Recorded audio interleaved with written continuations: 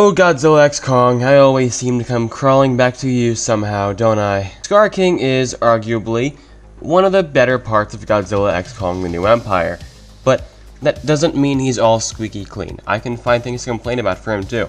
Or, better yet, I should say Twitter found things to complain about, as it does best. I've seen a couple debates about whether or not Skar King is actually a good villain, and in all honesty, I'm just gonna come out and say no, I don't think he is a very good villain. He has potential, and his character is pretty fun to watch, but he's not treated right.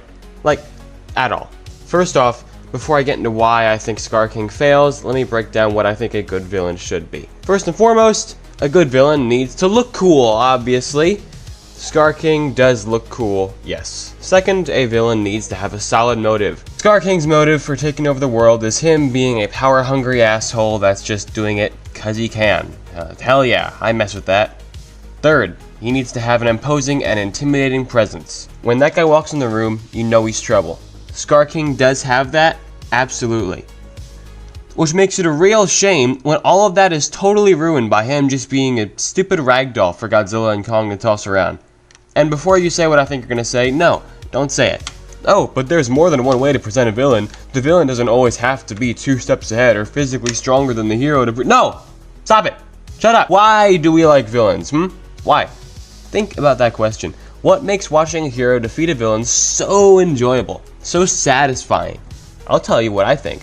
I think the answer is the challenge the villain presents. Watching heroes win in the end is so satisfying because we watch them overcome a challenge presented by the villain. Skar King presents no challenge. He presents no threat, even.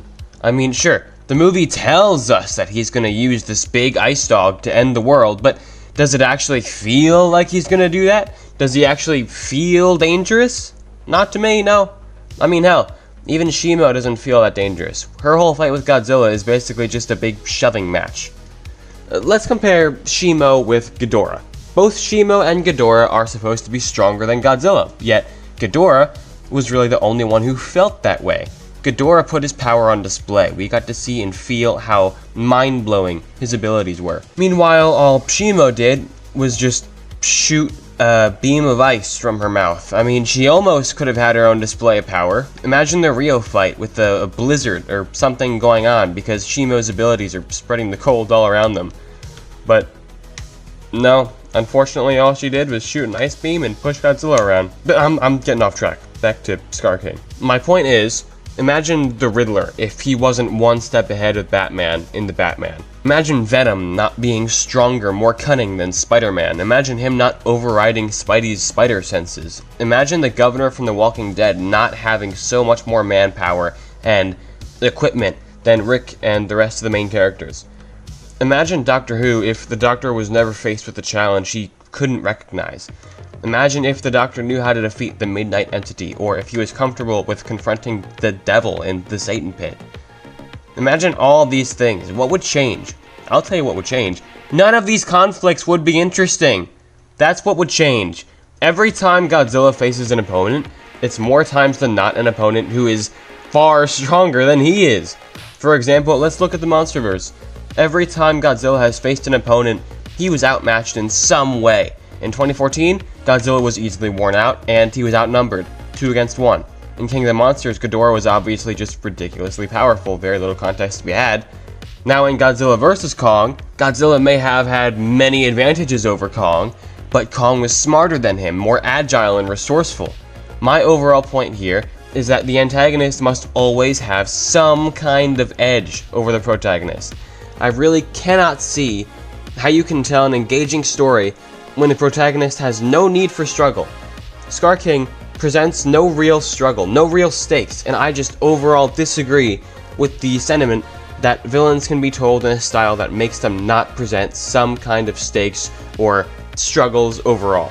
I mean, man, I don't know. Look, obviously a villain can be presented in more than one way, but they need to be given some kind of advantage. They can be presented in more than one way, like, having advantages in different creative ways, like some villains being smarter than the hero, some being physically stronger, more manipulative, more powerful, whatever. Villains can be presented differently, having different, unique, and interesting edges over our protagonist, but they still need to have some kind of strength. I don't know, that's just my thoughts. But what do you think? Do you think Skar King is an effective villain? Do you think he does provide stakes for our heroes in Godzilla X Kong, the New Empire? I don't know. I don't think so. I'm curious to see what you guys think, though. I've seen a lot of people talk about this, and I really think a lot of people are wrong about this, because I think it's kind of silly to say that villains don't need to have some kind of power in the situation, anything to grasp to, because it's just, that's not how villains really work. That's not how you tell an engaging story, in my opinion. So, yeah.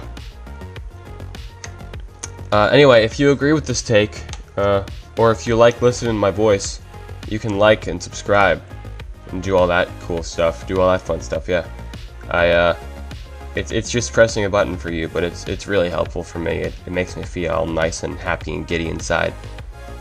So, yeah, I appreciate that. All right, have a good one.